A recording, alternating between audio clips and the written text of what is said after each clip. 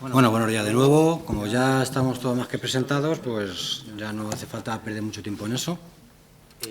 Voy a dar dos ponencias seguidas y muy conectadas.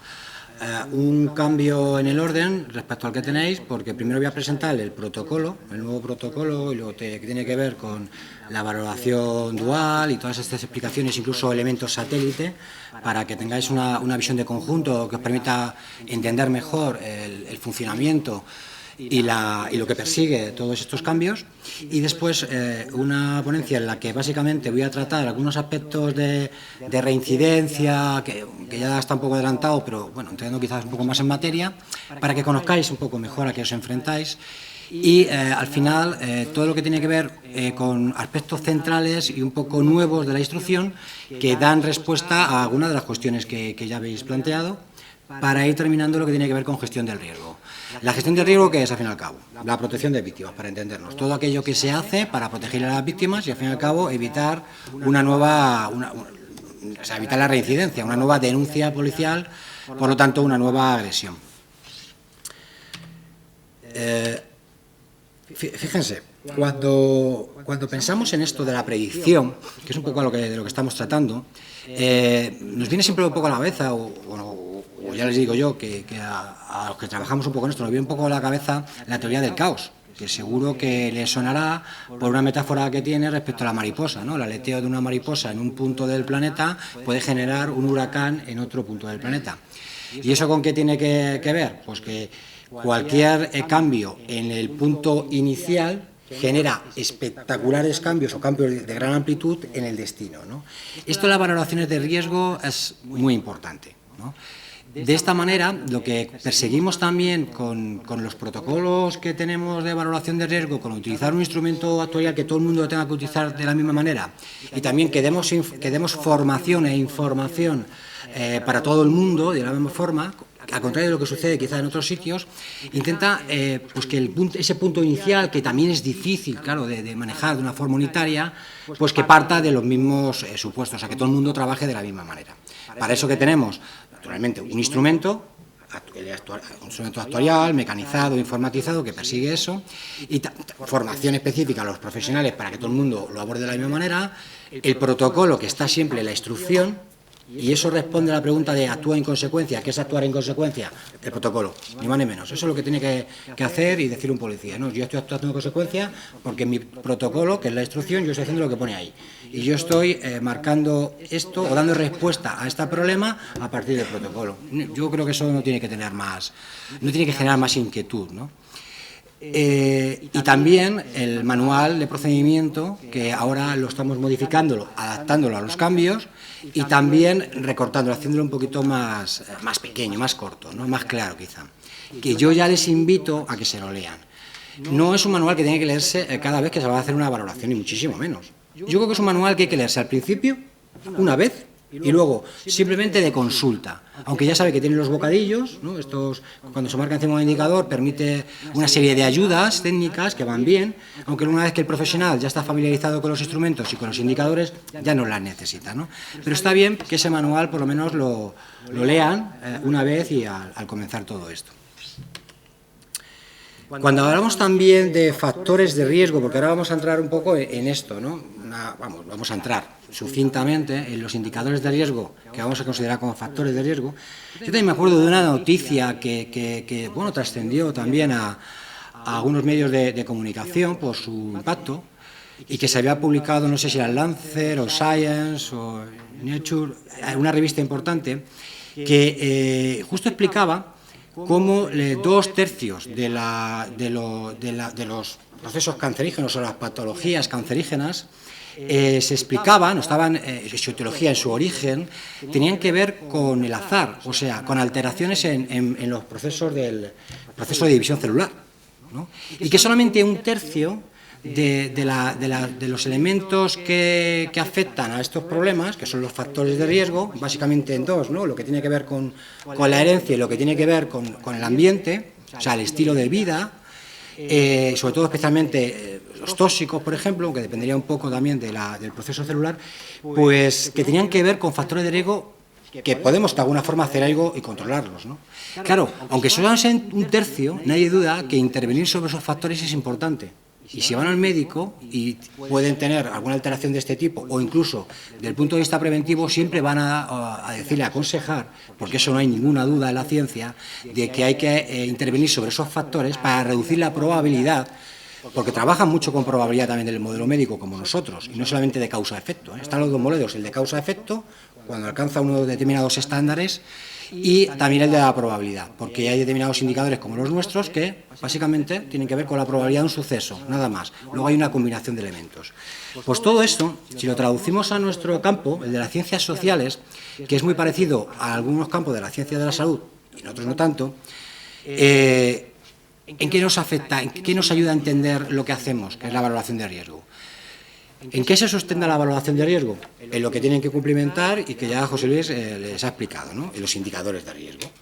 ¿Qué es un indicador de riesgo? Pues aquella situación, circunstancia, elemento, que lo que hace es probabilizar, y digo probabilizar porque no hay relaciones de causa-efecto, que luego se produzca ese evento. ¿Cuál es el evento que queremos probabilizar nosotros, queremos predecir? La reincidencia, básicamente. Un factor de riesgo es una variable que se registra mucho, digo porque a veces hay una confusión, no solamente en prensa, que bueno, que es más esperable quizá, sino también en algunos expertos, ¿no? Que salen incluso en los medios de comunicación, incluso en algunas ponencias, ¿no? Diciendo que algo que se registra mucho claramente es un factor de riesgo. Uso utilizar esta metáfora que es muy ilustrativa respecto a que cerca del 90% de las personas mueren en hospitales, pero el hospital no es un factor de riesgo de mortalidad. De hecho, ¿no? En su origen está justo por lo contrario. Por tanto, algo que se registra mucho no tiene que ser un factor de riesgo y, sin embargo, encontramos como hay algunos indicadores, como por ejemplo la severidad de suicidio, pero hay muchos más, que se registran muy poco, pero sin embargo probabilizan pues en casi 3 veces, por ejemplo, el riesgo de reincidencia o violencia grave. O sea, no tiene nada que ver con que algo se registre mucho o poco para que algo sea un factor de riesgo. Para que algo sea un factor de riesgo tiene que cumplir unas condiciones matemáticas, que naturalmente las que no voy a extender, pero que no tienen nada que ver con que algo suceda mucho o suceda poco. De hecho, hay ocasiones en que algo que sucede mucho lo que hace es que discrimina poco. ¿Verdad? Bueno, esto ya como explicó José Luis, ¿no? Básicamente que no hemos estado parados a lo largo del tiempo, entre 2007, julio de 2007 hasta 2018, ha habido trabajos que han ido orientados a actualizar los formularios de evaluación de riesgo, con un punto de inflexión importante en septiembre de 2016, cuando cambiamos todo el procedimiento, los indicadores, etcétera, para dar una respuesta quizá más moderna respecto a lo que se estaba haciendo en el mundo en el campo de la valoración del riesgo de conductas violentas. Para ello, pues naturalmente nos informamos, nos documentamos y hablamos con todos los profesionales que tuvimos a nuestro alcance para saber qué se estaba haciendo en el mundo, qué se estaba haciendo en España, cuáles eran los estándares de exigencia de los parámetros que nosotros utilizamos para saber cómo rinden estos instrumentos y a partir de ahí construimos y validamos el procedimiento que actualmente está en vigor y que realmente cambió muchas cosas. Exigió a los profesionales adaptarse a un nuevo modelo, que bueno, al principio como todo cambio genera una resistencia, pero que bueno, que poco a poco uno se va adaptando y al final también encuentra bondades y no solamente problemas en estos cambios. Muchas veces nos plantean que hacer una valoración, sobre todo la que tiene que ver con VPR, que es una evaluación complicada, que tiene que ser muy rápida, que tiene limitaciones temporales, que tiene problemas a veces por la información que aporta a las víctimas u otras fuentes de información. Y eso es verdad. Todas esas limitaciones existen. Nosotros cuando construimos y validamos estos instrumentos, los formularios, cuando me refiero a instrumento me refiero a los dos formularios, VPR y VPER, utilizamos una estrategia ecológica, no de laboratorio. Quiero decir, no utilizamos la metodología, por ejemplo, que se utiliza en un ensayo clínico, donde todo es muy de laboratorio, para cuidar cualquier sesgo. No, aquí no. Aquí utilizamos datos reales. O sea, de alguna forma incluimos en el modelo todos los problemas reales que tenéis. Porque al fin y al cabo el instrumento tiene que funcionar y los parámetros de rendimiento tienen que estar asociados a los problemas reales que tenéis. O sea, a cómo se trabaja de verdad. ¿De acuerdo? Entonces, utilizamos un modelo muy ecológico en ese sentido. Entonces, cómo funciona el instrumento lo sabemos, pero con la realidad, no con un modelo de laboratorio. Por eso era importante para nosotros. Algo que no es un test, a veces se confunde. ¿Esto es un test? No, no es un test porque bueno, psicométricamente no tiene nada que ver en su construcción, en su validación, no medimos un constructo, sino lo que hacemos es que, lejos de hacer un diagnóstico, como podía ser de esquizofrenia, lo que hacemos es un pronóstico, ¿no?, de futuro. Ya incluso los propios términos ya nos indican hacia dónde nos dirigimos, desde el punto de vista temporal.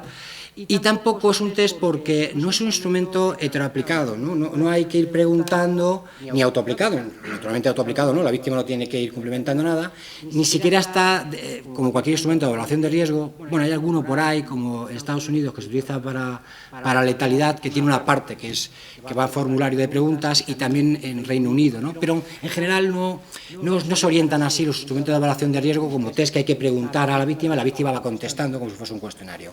Esto no es un cuestionario. Sí que es cierto que, más allá de lo que podamos recoger del relato libre de la denuncia o de otras conversaciones previas y posteriores a la denuncia de la víctima, de la declaración o no del agresor y de las cosas que se hayan observado, haya dicho el agresor, etcétera, etcétera, de toda esa constelación de elementos, además de las fuentes documentales, en las que se hace mucho hincapié, porque nos aportan una información muy valiosa, especialmente en nuestra base de datos policiales, con todo eso es el agente quien tiene que ir cumplimentando los indicadores de riesgo, porque no son preguntas, aquí no hay preguntas. Sí que es cierto, como decía, que hay alguna cuestión que, si al final no ha salido, pues habrá que preguntarlo. Por ejemplo, la percepción de riesgo mortal que puede tener la víctima, ¿no? Es un indicador que más o menos se marca en un tercio de los casos, pero que sí probabiliza y tiene un peso importante el riesgo de reincidencia y el riesgo de violencia grave. Está muy demostrado, ¿de acuerdo? Y tiene en VPER que también relación, por ejemplo, al final del todo, como ya explicaba también José Luis, cuando se contrasta la percepción de riesgo que tiene la víctima, que ahora hemos cambiado el nulo, no sé si lo han visto, los más que conozcan VPER se habrán dado cuenta que ya hemos quitado el nulo, hemos puesto bajo, medio y alto, mucho más intuitivo. Se contrasta esa percepción que tiene la víctima con la de la gente. ¿Por qué? ¿Qué finalidad tiene esto? Si pensamos que la víctima está infravalorando su riesgo, nos tenemos que sentar con ella y explicarle, oiga, la percepción que tenemos nosotros es esta, usted tiene otra, y quizá esa infrapercepción de su riesgo puede contribuir a que suceda algo, ¿no? Está destinado a eso y no tanto, por ejemplo, a que entre en el algoritmo de una forma concreta. Por lo tanto, es bueno entender un poco la filosofía que tienen estos instrumentos, porque son básicamente los que utilizan cada día. En 2018, bueno, de hecho a mediados de 2017, ha dicho José Luis, si trabajamos en un estudio de robustez, que nos ha dado datos para cambiar sobre todo VPR. ¿Y por qué VPR especialmente? Porque los estudios que hicimos de construcción y validación de los dos formularios en 2016, los parámetros de rendimiento de VPR y de VPR eran muy distintos. Claro, VPR tiene un problema. Todos los que están en oficina de denuncia lo saben, y es la limitación temporal y la limitación en la fuente de información. Entonces, ¿qué obtuvimos? Parámetros de rendimiento inferiores a los que se obtienen con VPR, pero además con una cierta diferencia. Buenos, pero inferiores. Entonces, ese objetivo lo teníamos claro. Tenemos que tener mejores datos para ver si podemos mejorar en su capacidad predictiva y algo que es mucho más importante, en la clasificación de los casos. ¿Qué es la clasificación de los casos? Cómo se ajustan los casos en los diferentes niveles de riesgo y qué tiene que ver eso con lo que ocurre después de verdad, ¿no? Siempre trabajamos con esa realidad y no con un pronóstico, ¿no? Sino luego estudiamos esa reincidencia. Y en 2018, ¿qué hemos hecho? Hemos implementado toda esa información de mediados de 2017 para mejorar VPR, y a partir de la información que tenemos de homicidios, tanto del estudio de feminicidios como de los homicidios que hemos tenido a lo largo de 2016-2017, o sea, 2 años, de los homicidios denunciados, que son los que le hemos puesto especialmente la lupa, pues hemos incorporado otro instrumento que, de alguna forma, en conjunto, nos da este protocolo dual y que le voy a explicar en breve. ¿Riesgo de qué? El apellido del riesgo, siempre es importante. Normalmente los instrumentos de evaluación de riesgo predicen el riesgo de reincidencia, una nueva denuncia. ¿Qué tipo? Del que sea, pero va a ocurrir una nueva denuncia. En este caso es un instrumento que es específico respecto a la reincidencia porque nos habla solamente de violencia de género. Hay otros instrumentos que abordan este problema con un fenómeno distinto, como puede ser de violencia general, la violencia adolescente, la violencia sexual, etc. También trabajamos en 2017 para algo que no se había hecho con antelación, porque no había datos, y es que también representase la violencia más grave. De esta forma, lo que conseguimos, con un trabajo arduo, porque es muy complejo, es que los diferentes niveles de riesgo representasen también no solamente la probabilidad de reincidencia, sino la probabilidad de violencia más grave. Y hicimos respuesta a algo que tiene que tener todo sentido del mundo. Los niveles más altos de riesgo, que es cuando hay un esfuerzo policial mayor, tienen que representar la reincidencia y también que el suceso de reincidencia sea aún grave. Y eso sucede. Actualmente, los niveles de riesgo representan no solamente la reincidencia, sino que haya una violencia más grave. Una violencia más grave o muy grave, ya sea física, sexual o psicológica. Hay una comunión de ellos para construir esta variable que es la violencia grave. También trabajamos un poco en inminencia. Solo decirles que sí hemos comprobado que a lo largo del año los niveles de riesgo están relacionados con cuándo se produce la reincidencia de la siguiente manera. Lo primero, que la primera reincidencia que se produce es la violencia vinculada al nivel de riesgo extremo. Después el alto, después el medio, después el bajo y al final del todo el no apreciado. Para los que sepan algo de estadística, con diferencias significativas respecto a las medias. Algo que, bueno, es curioso, ¿no? De entender, pues, oye, desde el punto de vista teórico, pues tiene sentido, pero desde el punto de vista matemático luego hay que comprobarlo, y lo hemos comprobado así, ¿eh? O sea, no sucede en cualquier momento, sucede de una determinada manera. Y hay algunos instrumentos que también ha abordado la violencia letal. Aquí hasta ahora no lo habíamos hecho, pero no porque tuviésemos el capricho de no hacerlo, sino porque no teníamos datos para hacerlo. Constantemente, los medios de comunicación sabemos que cada vez que tenemos un homicidio, paralelo a ese homicidio, ya se centra el foco en dos elementos. Uno, si había denuncia, y si había denuncia, qué resultado había de la valoración de riesgo, ajenos totalmente a algo que ya ha dicho José Luis, el tiempo. Porque ahí se representa como si fuese una variable transversal, o sea, está ocurriendo las dos cosas aquí ahora. Ahora mismo se realizó la valoración de riesgo y ahora mismo se asesinó a la mujer. Bueno, pues eso no es una realidad para nada. Y luego también se hace el foco, naturalmente, se pone el foco en si se adoptaron medidas judiciales, si hubo orden de protección y ese tipo de cuestiones que afectan al sistema de justicia. Pues realmente eso es incorrecto, en el sentido de que nosotros hasta ahora no valoramos, y ahora veremos a ver los cambios, el riesgo de homicidio, porque no tenemos datos, sino el riesgo de reincidencia y violencia grave. Y ya les adelanto que no es lo mismo. Desde un punto de vista metodológico ya nos gustaría que funcionase igual, porque para nosotros sería mucho más sencillo trabajar en la predicción. Pero, sin embargo, no solamente la literatura internacional, sobre todo la estadounidense, nos dice que no es lo mismo, sobre todo digo porque no es la única. O sea, esto hay que sumarle a Australia, Canadá, Suecia, Reino Unido y Nueva Zelanda, sobre todo. No solo nos dice que no es lo mismo, o no es lo mismo del todo, porque tiene alguna pasarela, sino que, además, cuando nos encontramos con los datos representan esto, lo mismo, que no es exactamente lo mismo. Por lo tanto, nos requiere un esfuerzo extra a la hora de construir herramientas y procedimientos que intenten dar respuesta a todo, porque es un poco la exigencia sociopolítica, ¿no? Que demos respuesta a todo, ¿no? Y bueno, tenemos ese mandato.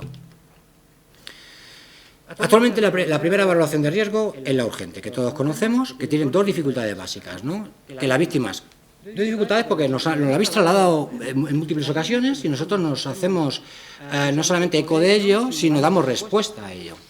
Que las víctimas, algunas víctimas, por determinadas circunstancias que son muy complejas, incluso a veces porque simplemente están saturadas y no saben ni siquiera dónde se encuentran, pues no colaboran de manera suficiente, y también la limitación temporal.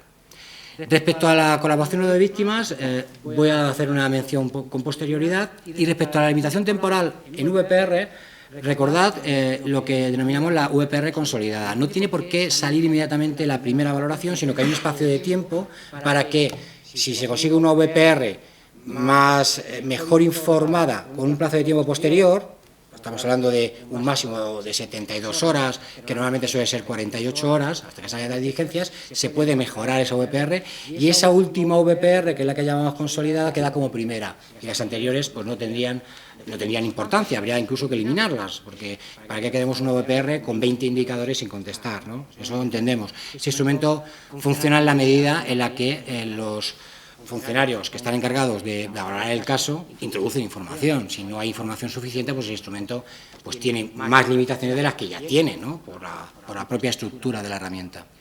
A lo largo del tiempo sabemos que tenemos dos escenarios. En la mayoría de los casos que no sucede nada y se van haciendo las evolutivas, VPRS, y luego el otro escenario que es que sucede algo, hay una nueva denuncia y hay que incorporar una herramienta que es VPRC, ¿no? Que se utiliza básicamente en el 8,7% de los casos. Es la que menos se utiliza, pero que se construye con una finalidad muy concreta y que tiene que ver con cortocircuitar el proceso de multirreincidencia para intentar abordar por la puerta de atrás la violencia más grave. Pero además ha funcionado y está funcionando bien para otra cosa, porque algo que hemos visto con los datos denunciados, claro, los datos son escasos, ¿no? Homicidios denunciados de 2 años, en los que entró en valoración VPRC, ¿de acuerdo? El 80% de los homicidios VPRC arrojó un riesgo medio, alto o extremo. O sea que también está funcionando muy bien en ese sentido. Todo eso tiene que ver con la constelación de indicadores que están ahí, que para algunos profesionales pueden parecer mucho, pero han conseguido cosas que otros instrumentos con menos indicadores no abordan. Por eso yo, claro, no me quiero meter en estos detalles, soy un poco reacio a utilizar instrumentos con menos indicadores. Claro, hay que utilizar indicadores que sirvan, no que nos sirvan, pero de alguna forma lo estamos haciendo bien, todos, todos, no solamente los que construimos estas herramientas, sino los que utilizáis. Bueno, si no lo estuvieseis haciendo bien en conjunto, esto no estaría dando datos buenos. Y como ya sabéis, esto incorpora una serie de medidas que hasta ahora son obligatorias, complementarias y el plan de seguridad personalizado y que lo abordaremos después. Nuevo protocolo de evaluación de riesgo. Dual. Dual, ¿por qué? Muy sencillo. Tenemos, por un lado, formulario VPR 5.0, lo que habéis escuchado antes. Eso es. Y tenemos una escala H1 construida con todos los que hemos podido utilizar en la investigación sobre homicidios denunciados y que tenemos una valoración. Gracias a esta investigación hemos conseguido registrar, establecer que determinados indicadores de riesgo son capaces de predecir probabilísticamente este fenómeno, que es el del homicidio, naturalmente con un peso distinto y con un algoritmo distinto. Y que va en una escala. ¿Por qué se llama uno formulario y otro se llama escala? Porque en el formulario tienen que hacer lo que hasta ahora hacen, ir cumplimentando, lo ven, es visual, interactúan con el sistema. La escala no tienen que hacer absolutamente nada. O sea que la primera respuesta a algunas preguntas que tengan en la mente es: no van a tener que trabajar más. De hecho, algo menos, porque como hay 5 indicadores menos, pero no van a tener que trabajar más. Esto el sistema lo va a hacer de forma automática, tal y como les voy a comentar. Los 3 objetivos que claro, por la demanda, como les decíamos, que teníamos, no solo nosotros como técnicos, como analistas, ya conociendo el fenómeno, sabiendo lo que había que abordar, sino por lo que ya los políticos, la propia sociedad nos mandaba, era mejorar en lo posible el primer formulario, VPR, dar una respuesta al problema de los menores, y con dar una respuesta al problema de los menores, digo dar una respuesta al problema de los menores, y no predecir el riesgo de que en los menores. Porque cuando se habla, la policía tiene que predecir el riesgo de los menores. Nosotros nos sentábamos aquí, ¿el riesgo de qué? De que maten a un menor, de que haya un maltrato generalizado, de que haya un maltrato puntual, de que las circunstancias familiares que pueden ser de violencia afecten al desarrollo psicoevolutivo del menor. ¿Qué riesgo? Eso es indefinido, y además de ser indefinido, yo creo que todo el mundo que ya conozca un poco cómo funciona esto pertenece más a los equipos psicosociales que están en los juzgados, donde evalúan la unidad familiar y dan una respuesta no solamente penal, sino que eso tiene también su influencia civil, ¿de acuerdo? Por lo que tiene que ver con el régimen de visitas, incluso esta patria potestad. Entonces nosotros dimos una respuesta que es la que le voy a comentar en los términos en lo que entendemos que nos corresponde y hasta donde podemos llegar con el perfil profesional que tienen todos ustedes.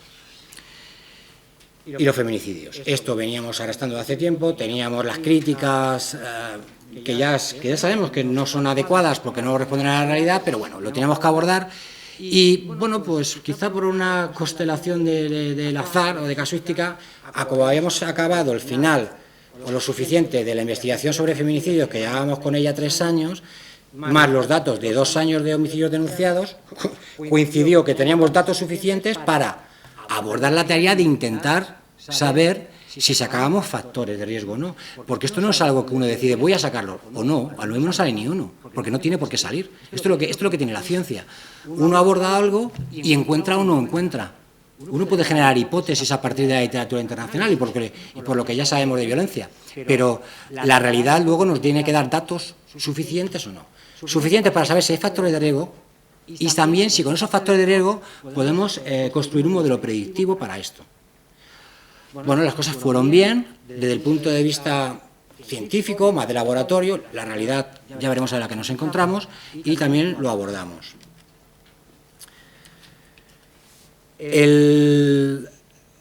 Básicamente han visto las dimensiones de los factores, que son los factores de riesgo y los indicadores que están en cada dimensión. Solamente comentarles que en algunas veces se dice que no se evalúa al agresor o los indicadores relacionados con el agresor, porque de hecho yo ya pongo el primer matiz. Una cosa es evaluar al agresor y otra cosa es evaluar indicadores asociados al agresor. Nos puede decir, es que vosotros no evaluáis, la policía no evalúa al agresor, algunas veces incluso con la etiqueta de peligrosidad del agresor. Bueno, ni lo hacemos ni nos importa, porque no es nuestro campo, no nos corresponde, ¿no? De hecho, si ni siquiera declaran, o sea, que vamos a evaluar nada, ¿no? Pero, ¿se evalúan indicadores asociados al agresor? Bueno, la primera pregunta, ¿hay indicadores asociados al agresor, tanto en un formulario como otro? Centrándonos en VPR, ¿cuántos indicadores hay asociados al agresor? 17. ¿Hay alguna otra dimensión que tenga más? No. O sea, si evaluamos indicadores asociados al agresor. Y ya les digo, ¿son todos esos indicadores relevantes en la valoración de riesgo, por lo tanto, en el modelo predictivo, en el algoritmo? Sí, todos. Y muy buenos.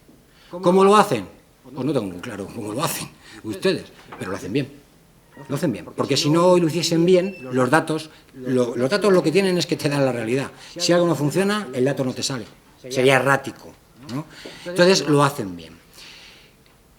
A la hora de valorar indicadores asociados al agresor, hay muchas fuentes indirectas, no solamente el agresor, que también nos da información. La patrulla que va y se entrevista con el agresor en una casa cuando hay una llamada, no está viendo al agresor, no está viendo el escenario, no está viendo si está bajo el consumo de sustancias o no, si se llama medicación o no, no sé, muchas cosas que está viendo ahí, claro que sí. ¿De qué habla en el patrulla hasta que llega a comisaría? Esperemos que no del tiempo. Porque ya hay que ir pensando en indicadores, porque ya todos son profesionales, que le va a pasar esa información a quien realiza la valoración de riesgo. En los calabozos, en otros momentos, se puede hablar, porque además, la mayor cantidad, en términos de prevalencia, de los agresores son personas normalizadísimas. Normalizadísimas. O sea, sí que es cierto que hay un conjunto de agresores que son personas malísimas. O sea, los más antisociales que todos conocemos. ¿Por qué? Porque hoy le detenemos por violencia de género, mañana por tráfico de drogas y pasado porque se ha metido una pelea en una discoteca. ¿A que sí? Pues lo sabemos. Pero quitando a esos que poco van a colaborar y no hace mucha falta porque ya lo conocemos, el resto, normalmente, pues al margen de que declaren o no, que tiene que ver con otras cuestiones más letradas, pero sí podemos obtener información. Y de hecho, no es que se pueda, es que lo hacen, porque si no lo hicieseis a diario, esto no saldría. Por lo tanto, no se evalúa al agresor, pero sí se evalúan indicadores del agresor. Y la mayoría de los indicadores de la herramienta son del agresor, no son de otras dimensiones. Valorando el riesgo de homicidio, ¿no? Vamos aterrizando, poniendo foco en quizá la novedad, ¿no? Que era un poco el reto para nosotros, uno de los retos más importantes. Bueno, me gusta poner la metáfora del cisne negro porque cuando me leí la mitad del libro, porque el resto era infumable, del de Talet, representaba muchos sucesos a partir de lo que llama el cisne negro. No voy a entrar en qué es el cisne negro, pero sí en esta expresión, ¿no? Que también está en la contraportada de su libro, ¿no? Son sucesos improbables, de consecuencias importantes y que se explican a posteriori por cuestiones que no tienen que ver con el azar. Básicamente es que un suceso que es poco frecuente en términos de prevalencia, como es el homicidio, por suerte, el homicidio, por ejemplo, contra la mujer, pero que genera mucho impacto, claro que lo genera, a todos los niveles. Incluso la sociedad hoy en día ha decidido que no quiere tener eso, ni siquiera poco, no quiere tener nada, por eso se utilizan conceptos tan grandes como la erradicación, y que se explica muy bien una vez que ha sucedido mirando por el retrovisor. O sea, ya lo veíamos venir, pues todos los que lo veían venir, por favor, que lo hubiesen dicho antes. ¿Qué sucede? Que esto va a ser siempre así, en general. O sea, todo el mundo lo ve venir, mirando hacia atrás, porque mirando hacia atrás se ven muy bien las miguitas de pan, pero mirando hacia adelante nadie las ve, porque todas son invisibles. Pues esto es el cisne negro al que nos teníamos que enfrentar, ¿no? Al homicidio de pareja. ¿Cómo andamos de datos? Dos datos muy básicos, porque yo creo que es bueno que tengan una mínima formación, ¿no?, en aquello que trabajan. Los homicidios en general en España, todos, han ido reduciéndose, ¿no? Tenemos ahí los datos, 300 y pico, 400 que teníamos como máximo, ¿no? Han ido bajando. Los homicidios de violencia de género también han ido bajando. Y los homicidios de mujeres, que ya no son solo de violencia de género, son más o menos el doble de los de violencia de género. ¿Y cuántos son los de mujeres? 1/3 de los totales, ¿de acuerdo? 1/3 del total de homicidios son de mujeres, y de esos más o menos la mitad son de violencia de género, ¿de acuerdo? Esto sucede en casi todos los países avanzados, ¿de acuerdo? Cuando nos vamos a Asia, por ejemplo, a África y a algunas zonas de Sudamérica y Centroamérica, no sucede tanto esto, porque allí los homicidios están generalizadísimos, ¿de acuerdo? Entonces no sucede igual. ¿Y dónde, efectivamente, dónde son asesinadas las mujeres? Pues lo vemos que la mayoría en violencia de género, y luego hay un porcentaje en violencia familiar. Cuando esto lo vemos con los últimos informes, y ya no solamente nos vamos a nuestros datos, sino a datos en tasa, o sea, datos relativos por 100.000 habitantes, que es como los tenemos que comparar, ¿qué observamos? Que España, en el homicidio de mujeres, está al 0,5, y en el homicidio de violencia de género, que es la traducción que hacemos aquí legal respecto al homicidio íntimo, que es lo que respondería en otros países, estamos en punto 2 en tasa por 100.000, y que, pues como ven, para nada estamos por encima de ni siquiera la media de los países más avanzados, porque si cogemos la estadística de los siguientes cambia mucho la cosa. Los países donde hay más homicidios de mujeres y también de homicidios de violencia de género, ¿qué tenemos? Pues básicamente tenemos primero África, después está América como continente, y luego ya entran en la cola Oceanía, Europa y Asia. Asia tiene muchos, en términos absolutos, porque tiene mucha población, pero en términos relativos tiene menos. ¿Y esto es donde estamos? ¿De acuerdo? También cuando se habla de homicidios de violencia de género, y se representa en la opinión pública, pero no solamente en la opinión pública, es que yo a veces me sorprendo de que determinados expertos también se dejen llevar, ¿no?, por este tipo de informaciones. Es todo un homicidio de violencia de género. Y cuando digo todo, sin entrar en detalles, incorporan los filicidios, utilizo aquí términos técnicos que es lo que utilizan en la literatura un poco más académica y científica, ¿no? Pero se pueden denominar de diferentes maneras y quizás todas estarían bien. Los filicidios, que es cuando el padre mata al niño, con una deriva, que es cuando el padre mata al niño para perjudicar a su pareja o expareja. Esa es una deriva porque no es el único tipo de filicidio. Y que tiene un matiz importante, ¿no? Por eso pongo los filicidios de Estados Unidos. Más o menos Estados Unidos tienen unos 500 al año. De esos un 20% tienen que ver con violencia, no familiar, sino de pareja, ¿no? Lo que sería aquí la traducción de violencia de género. Cuando se da en ese contexto de pareja, en el 60% el agresor se suicida. Pero cuando no se da en el contexto de la pareja, solamente se suicida el 5%. Eso no solo nos sucede ahí, vemos que se traslada también, por ejemplo, al feminicidio y al homicidio diádico. El feminicidio es el anterior sumando a la pareja y en algunas ocasiones también a otras personas del entorno. Y el homicidio diádico es cuando se asesina a su pareja o expareja y a continuación se suicida. ¿Cuánto tenemos de esto? Pues saben que más o menos sumando las tentativas es 1/3. Sumando de tentativas. Sobre las tentativas, no voy a meterme en eso, las tentativas instrumentales o no de suicidio, pero para que tengan algunas cifras. Y esto sigue sucediendo, ¿no? Y luego tenemos el feminicidio más tradicional, si lo entendemos, en la que se asesina a su pareja. Con todo esto que vemos, porque es un escenario muy complejo, porque es que ni siquiera tienen exactamente los mismos perfiles criminales o no criminales respecto a los factores de riesgo, etcétera, etcétera. Y si ya hablamos respecto a la predicción, los más difíciles de predecir son los filicidios, luego entraría los familicidios, a continuación el homicidio diádico y después el feminicidio. Y dentro de esto, los únicos que son un poco más fáciles de predecir o de anteceder son los homicidios con historia de violencia y también los homicidios que tienen perfiles, los agresores, muy antisociales. Esos dos son los que nos hacemos fuerte y también nos metemos. Bueno, los datos evolutivos, lo único destacar que al margen de que haya ido bajando en números absolutos los homicidios de violencia de género, por los motivos que sean, nosotros somos optimistas respecto a nuestro trabajo de las fuerzas y cuerpos de seguridad y entendemos que algo estamos contribuyendo porque hay datos que nos permiten quizá ver las cosas de esta manera. Y otro dato que es el porcentaje de cuántos de ellos se denuncian. Cada vez se está denunciando más, por lo tanto la probabilidad de que haya más homicidios que se denuncian tiene que aumentar. Tiene que haber más homicidios que se denuncian. ¿Eso sería un fracaso institucional? Nosotros entendemos que no, porque básicamente lo que está contribuyendo a las políticas de igualdad y de sensibilización social. Denuncia, denuncia, denuncia, vale, nos tienen que denunciar más. ¿Nos denuncian sí? ¿Más? Sí, están subiendo muchísimo las denuncias, lo sabemos. Bueno, muchísimo. Alrededor de un 10%, pero claro, en términos absolutos son muchas denuncias.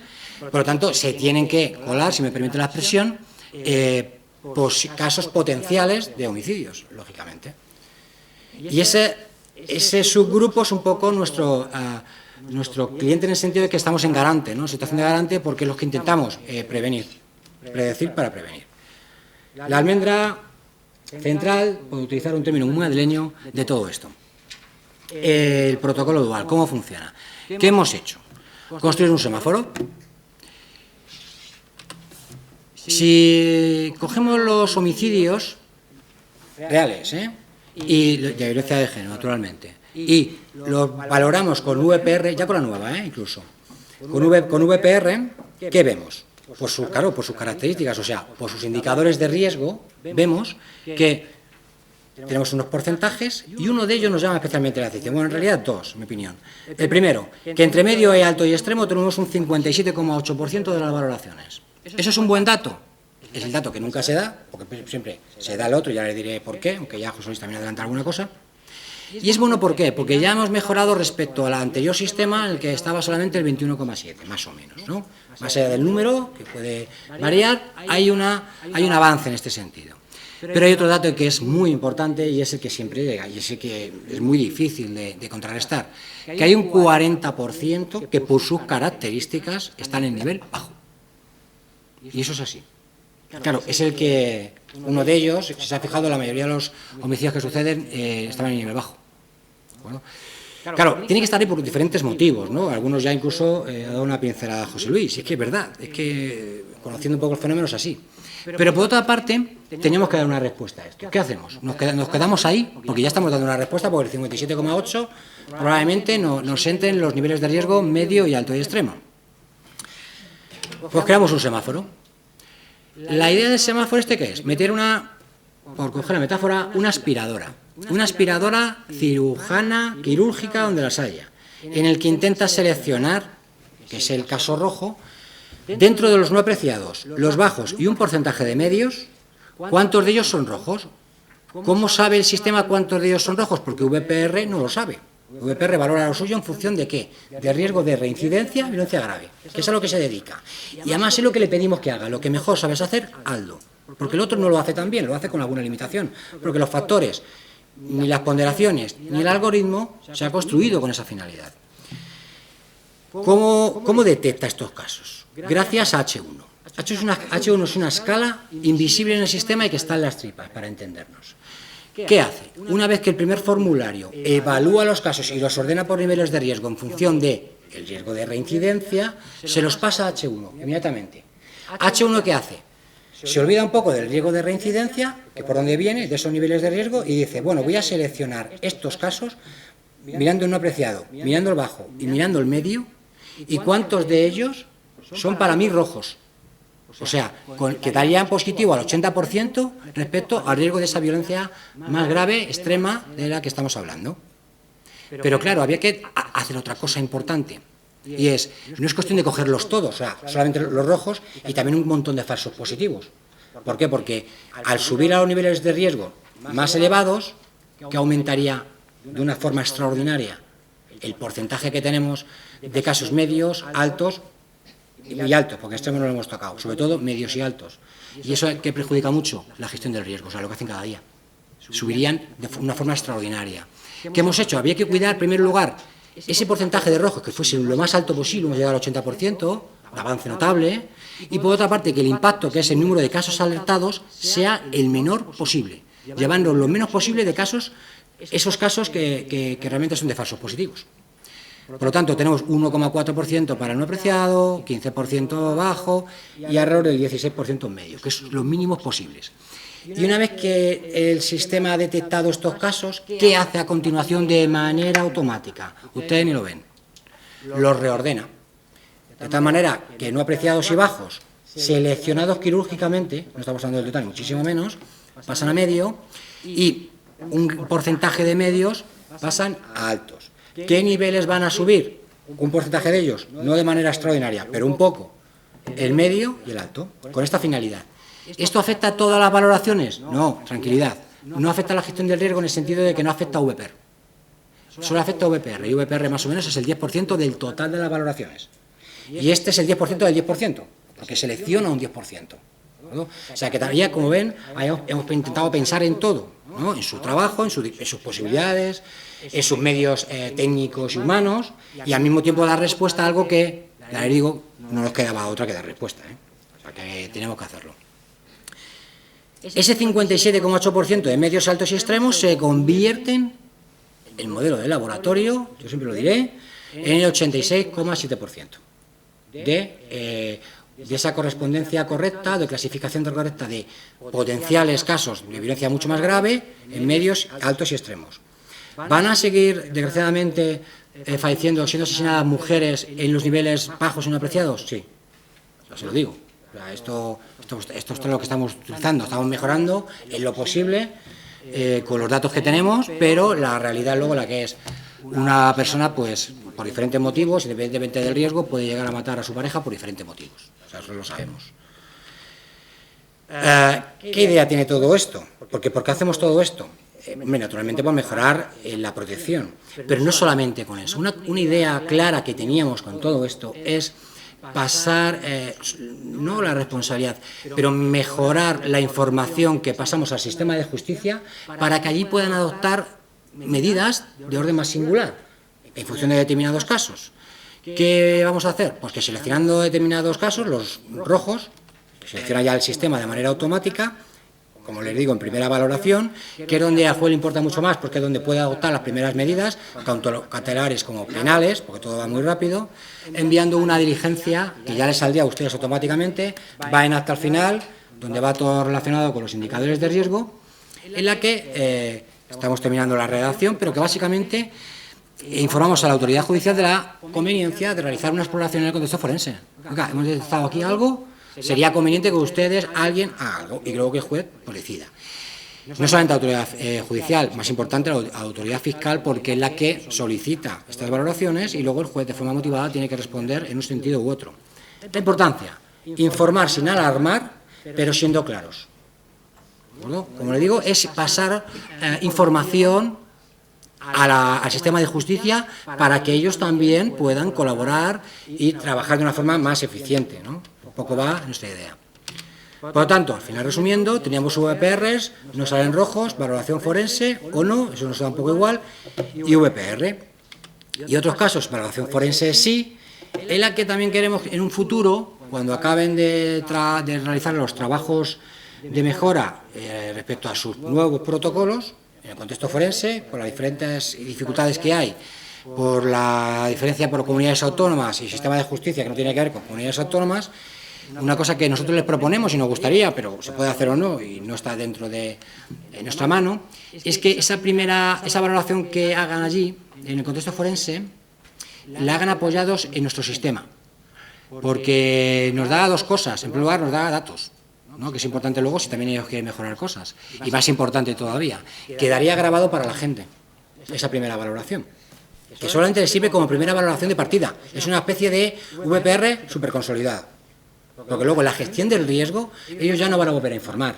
La gestión del riesgo después, la que están haciendo hasta ahora, con VPR en función de los niveles de riesgo y ya está. Estamos hablando de potenciar mucho esos primeros días, esos primeros momentos, y ahora verán también por qué. En lo que tiene que ver con nuestras valoraciones, en lo que tiene que ver con sus valoraciones y con suerte en los que nos pueden devolver de sus valoraciones, para que ese punto de partida sea el mejor documentado posible. Luego demás, como les digo, no se preocupe porque va todo con VPR como hasta ahora. No le va a afectar en nada en el trabajo diario. como les digo, esa VPR, que yo incluso domino súper consolidada casi, más el informe pericial en respuesta a la demanda judicial que tenga que hacer el forense. Sobre el riesgo de los menores, voy correcto. Tenemos que dar una respuesta. Hay un factor que agrupaba ya indicadores que estaban un poco en diferentes momentos y que tienen una finalidad que va más allá de que tenga que ver algo con el nivel de riesgo. No se preocupen por el nivel de riesgo a la hora de indicar esto. Indiquen esto si está. Si no está, no lo indiquen, pero no se preocupen por el nivel de riesgo porque no lo altera. Porque esto tiene otra finalidad, y era dar respuesta al tema de los menores.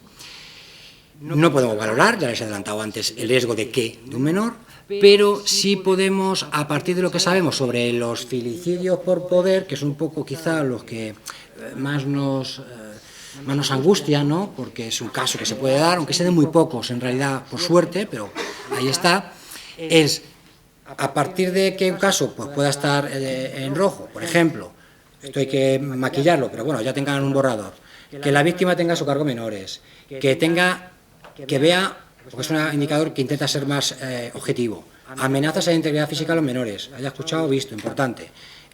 Otro indicador más subjetivo, que ella tema, ¿no?, por la integridad del menor.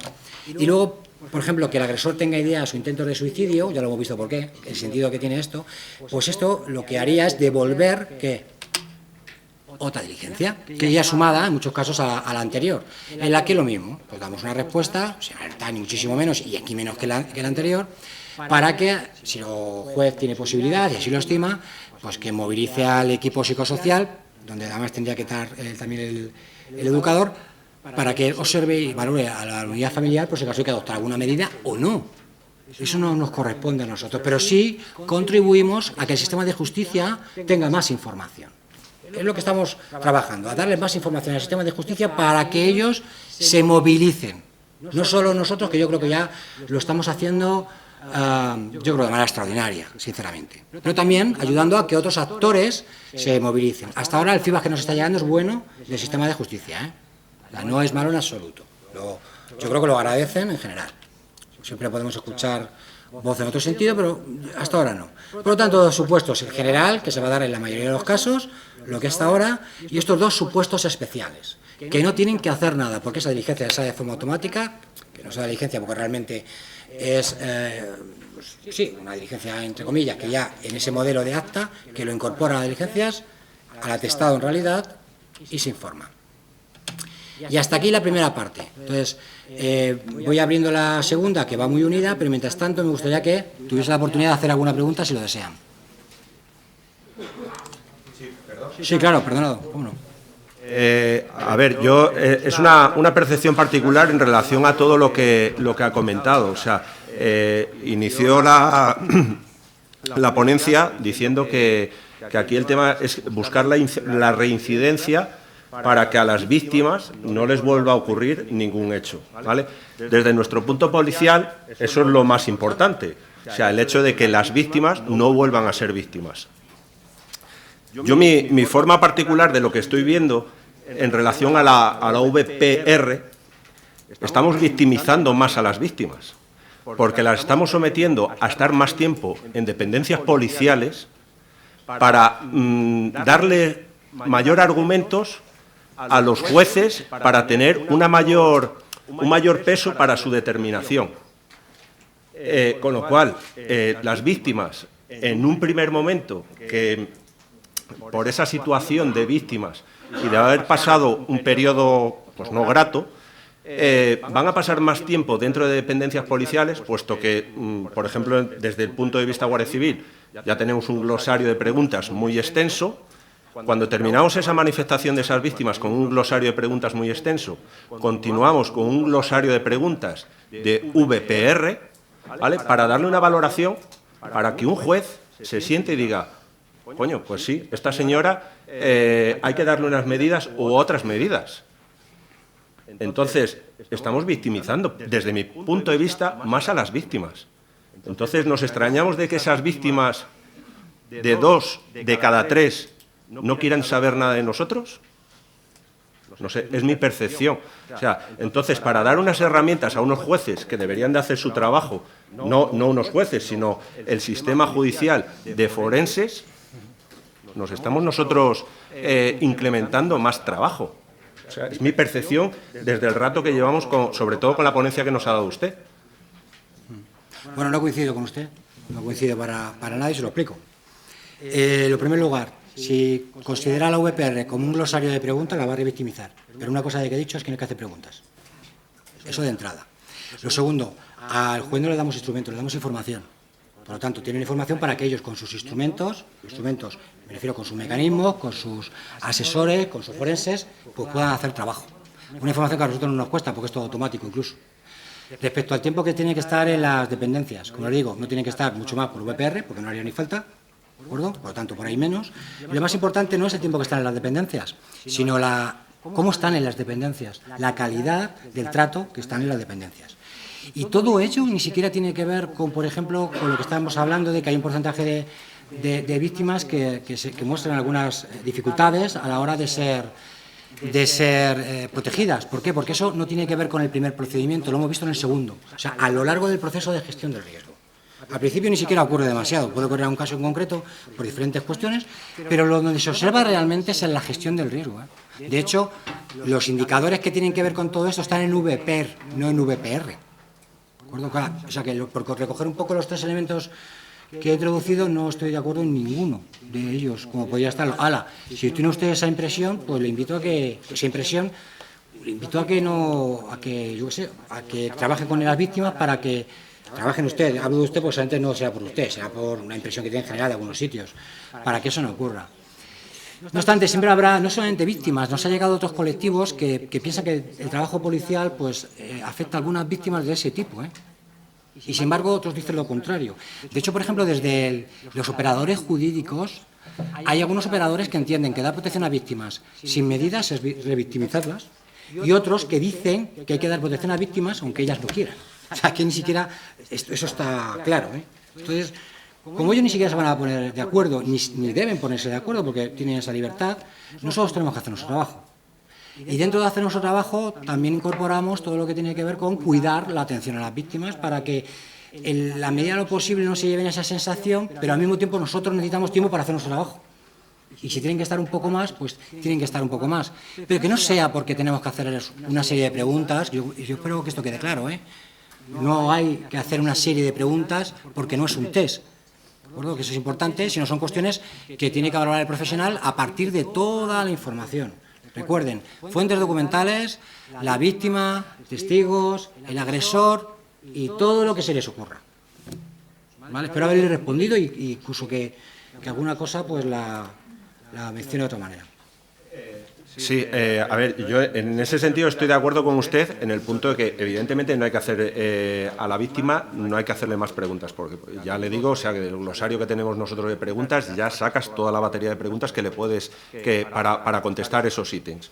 Pero evidentemente a la víctima la estás haciendo esperar. ¿Vale? Porque hay unas medidas de protección que se le tiene que hacer entregar a la víctima. Entonces, no entiendo ese sentido de si lo importante es dar seguridad a la víctima y que no vuelva a ser víctima y que esto siga un proceso, o sea, ¿para qué hay que hacer esto inicialmente? O sea, y no una vez que se haya recabado, que se haya ido al juzgado, ¿por qué hay que hacer la VPR y que en ese momento de recoger los datos, cuando esos datos ya los tenemos?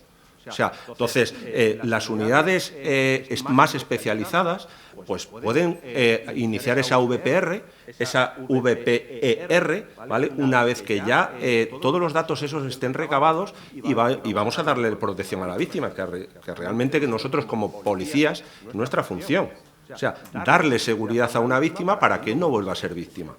Entonces, si esos datos ya los tenemos recopilados con una manifestación, ¿por qué nos interesa tanto esa premura de hacerlo en ese momento de la denuncia y no en un momento posteriori? Sí, bueno, pues voy a incorporar lo que faltaría a lo que acabo de decir. La instrucción de la Secretaría de Estado es firmada por la Secretaría de Estado y un poco comparado por lo que tiene que ver con el aparato legislativo. Lo que nos dice, no solamente viene ahí, porque emana también de otros instrumentos legales, nos obliga a que la víctima tenga que salir con una valoración y con medidas. Eso es una obligación legal que tenemos. A eso hay que dar respuesta.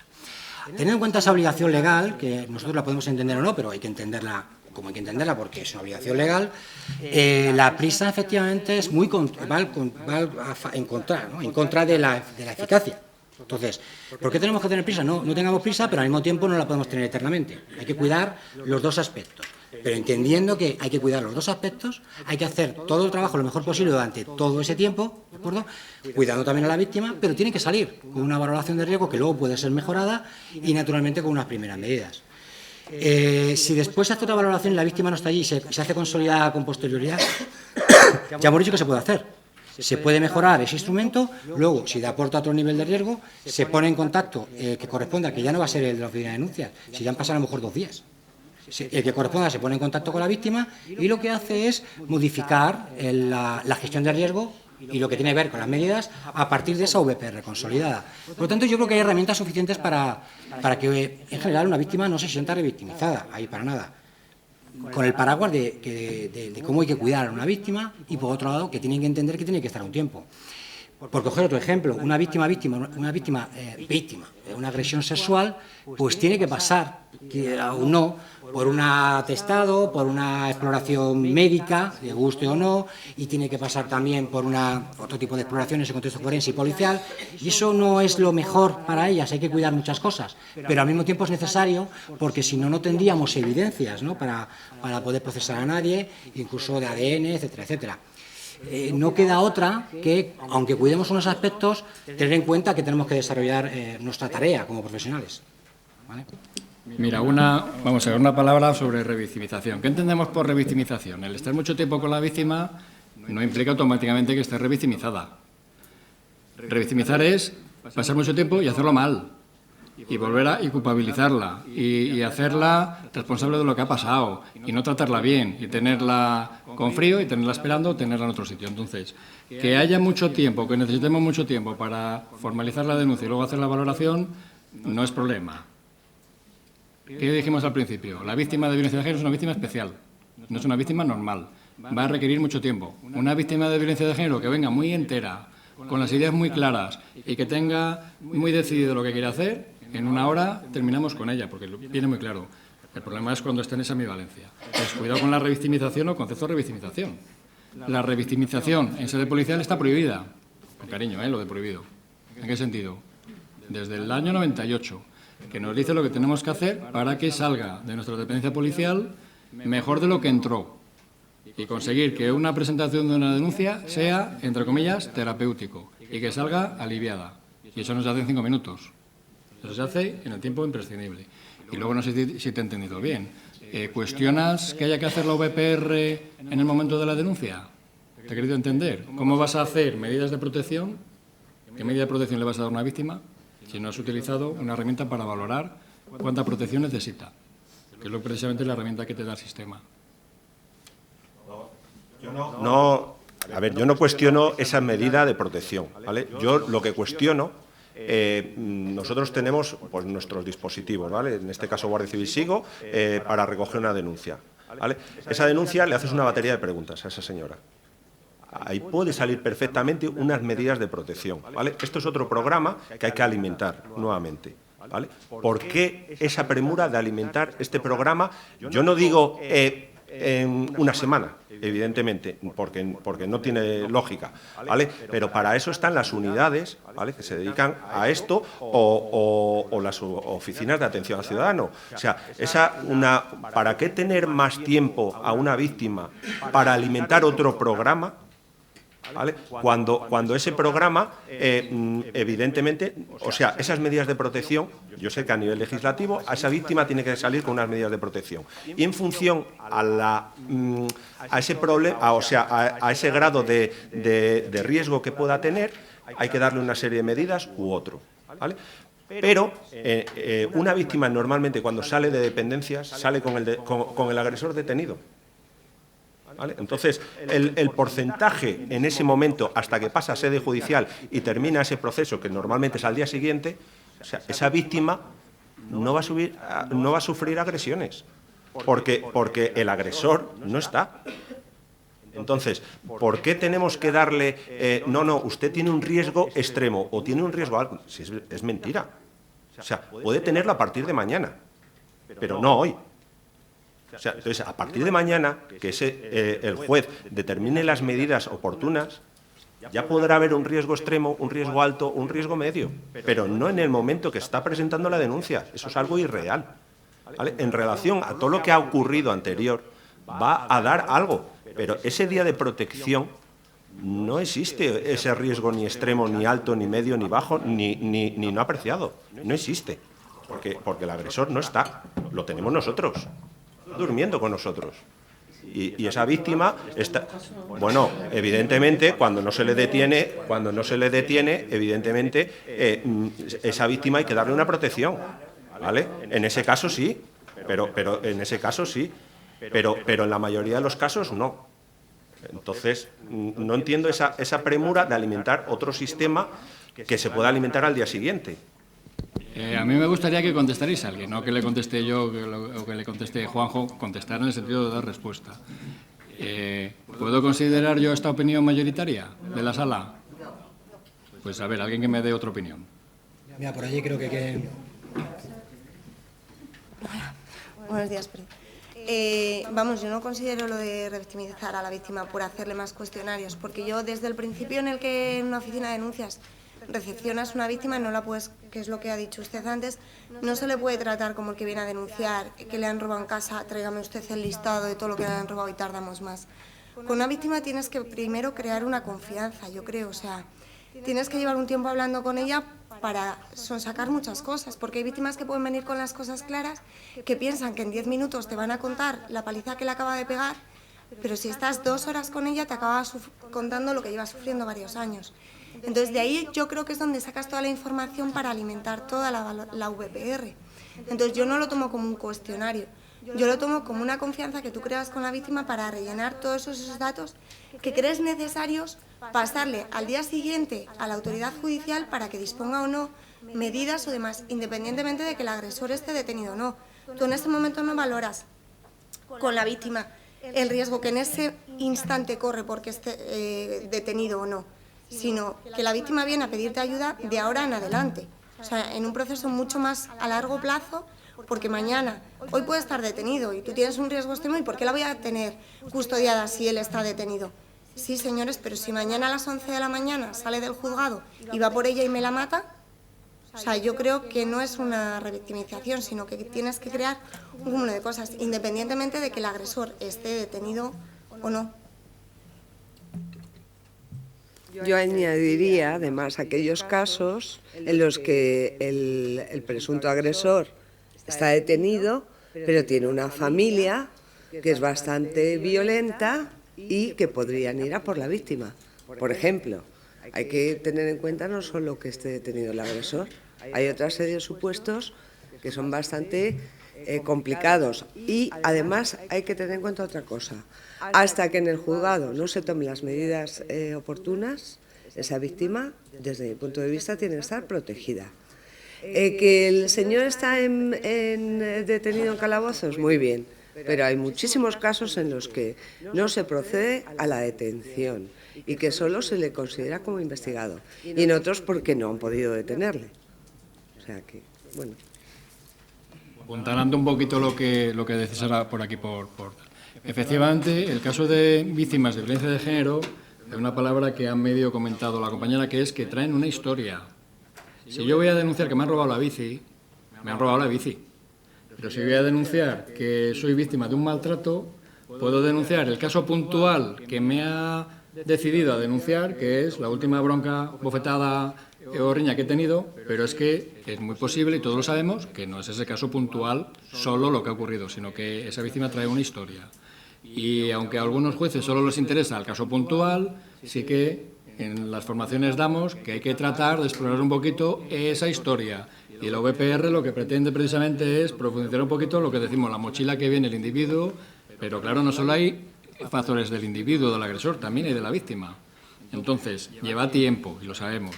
Con el problema de SIGO en Guardia Civil es un problema que, te voy a dar parte de razón, se tenía que haber conseguido ya que hubiera integración entre sistemas para que lo que se graba en SIGO automáticamente migrara a Biogen. ¿Queda claro? Y se iba peleando y demandando y diciendo desde 2007. Técnicamente todavía se está trabajando en ello. La comisaría no está aquí precisamente porque está en los sistemas informáticos peleando por esa integración tanto con SIGO como con SIDENPOL, ¿no? Y el sueño es que algún día todo lo que se teclea en SIGO migre directamente a Biogen, se evite doble grabación e incluso hagáis las valoraciones de riesgo en SIGO. O sea, que en la misma pantalla salga todo. En la VPR, y ser honrados, ¿cuánto se tarda en complementar la VPR después de haber hecho la instrucción de diligencias?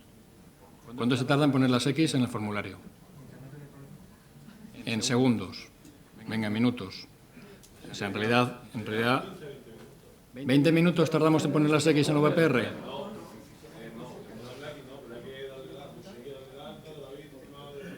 Ese es el problema, efectivamente. El problema es que todavía estáis obligados a entrar en Biogen, dar el alta mínimo y dar el alta del caso para enseguida poder hacerlo VPR. Eso me da culpa nuestra, le invocamos. O sea, la idea hubiera sido que desde el principio de los tiempos no tuvierais que grabar allí. Un paréntesis. Desde el principio de los tiempos lo que se decía era que se utilizara solo el sistema de Biogen para hacer la instrucción de las diligencias y no los sistemas particulares de cada cuerpo. Ahora me pongo corporativo, ahora me pongo SES. Me olvido que soy guardia civil y me pongo SES. Y yo digo, pues si estamos fabricando un sistema para instruir este tipo de cosas, pues ¿por qué hay que grabar en SIGO todo lo que hay que grabar? ¿Quién se inventó el evento SIGO? ¿Quién se inventó todo el tinglado del SIGO? Es una cosa que a nosotros aquí... Bien, ya va soltando aquí la gente. Bien. Pero es una decisión institucional de un cuerpo que ha decidido que lo quiere hacer así. Y os recuerdo que los empleados de este cuerpo, pues tenemos que hacer lo que nos dice el jefe, ¿no? ¿O no? Nos guste o no nos guste, bueno, donde el patrón nos manda marinero. Bueno, pues si me preguntáis personalmente, a lo mejor me atrevo a decir, aunque me graben, que el evento SIGO es una barbaridad. Pero bueno, no lo sé porque no lo sufro. Pero que todo lo que ayude. ¿Qué es lo que estamos trabajando? Que haya migración automática de datos, que llegue enseguida, que en cuanto grabéis en SIGO, automáticamente pasa a Biogen. Que de hecho Biogen no tenga que ser una aplicación diferente, sino que esté integrada dentro de SIGO. Se está programando. A ver si a lo largo del 19 lo vemos. Y soy optimista, porque ya tenemos dinero, ya tenemos informáticos, ya tenemos desarrollos y ya se está haciendo. Entonces ya no hay quien lo pare. En breve, en meses, el Biogen estará perfectamente integrado con SIGO. Con SIDENPOL es un poquito más complicado, pero también va a venir. Que nos evitamos la grabación. Pero por terminar y cerrar el tema y no quitar un minuto. La VPR, una vez que tenemos el atestado instruido, con sus virtudes y defectos, ¿cuánto se tarda en hacer? ¿Cuánto tiene que esperar la víctima allí a que le digamos el nivel de riesgo? Muy poquito, vamos a ser honrados, muy poquito. Se le dice, mira, pues no sale un nivel de riesgo, incluso si me apuras, pues hacer la VPR, venga, vaya usted si está muy apenada y muy traumatizada, que yo hago la VPR y yo empiezo a hacer mis medidas policiales, casi a lo mejor sin que lo sepa, y ya te diré luego como qué nivel de riesgo tienes. Sí que voy a acabar con una cosa, claro, es muy de especialista en valoración del riesgo, pero lo que se valora no es el riesgo efectivo, es el riesgo potencial. ¿Qué quiere decir? Que puede haber un riesgo extremo y una circunstancia que impida que se produzca la agresión, pero el riesgo potencial es extremo, aunque el riesgo efectivo no lo sea. Yo entiendo que no tiene por qué manejar estos temas, que tienen que ver mucho con especialistas en valoración de riesgo, pero son riesgos potenciales. Entonces, es que puedo tener un riesgo potencial de extremo, pero tengo este señor que está en prisión, claro, puedo tener un extremo en prisión. Entonces, ¿cómo se anula el riesgo potencial? Inactivando el caso. Porque hay una circunstancia que impide de manera efectiva que agreda a la víctima. Pero no le hemos curado los celos, ¿a que no? ¿De acuerdo? Son riesgos potenciales, no riesgos efectivos. ¿De acuerdo? Pero, claro, no me quiero meter en estos detalles que son muy específicos de la evaluación de riesgo, pero bueno, como va al hilo de su pregunta, pues ya se lo aclaro, más allá de todo lo anterior.